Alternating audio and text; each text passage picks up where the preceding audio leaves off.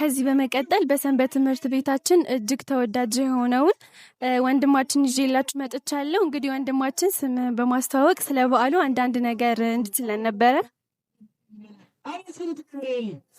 በስመ አብ ወወልድ ወመንፈስ ቅዱስ አሐዱ አምላክ አሜን። ስሜ እንግዳ ሰው ተሾመ እባላለሁኝ። የፈለገ ቅዱሳን ሰንበት ትምህርት ቤት ትምህርት ክፍል ነኝ። እንኳን ለገናናው መልአክ ለቅዱስ ገብርኤል ዓመታዊ ክብረ በዓል በሰላም አደረሳችሁ ማለትን እወዳለሁኝ። እንግዲህ በዛሬዋ ዕለት የቅዱስ ገብርኤል ዓመታዊ ክብረ በዓል በድምቀት እየተከበረ ይገኛል።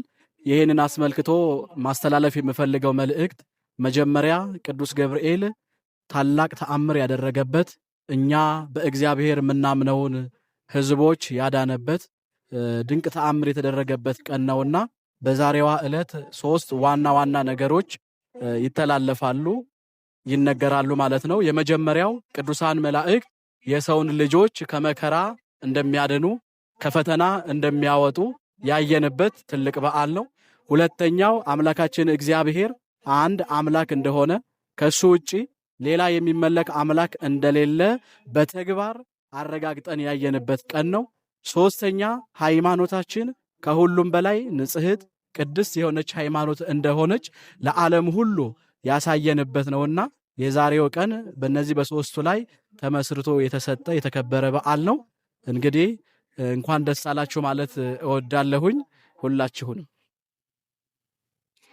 እሺ ወንድማችን እናመሰግናለን። እንግዲህ ውድ ተመልካቾቻችን በዓሉ በደመቀን ሁኔታ እስካሁን እየተከበረ ቆይቷል ማለት ነው።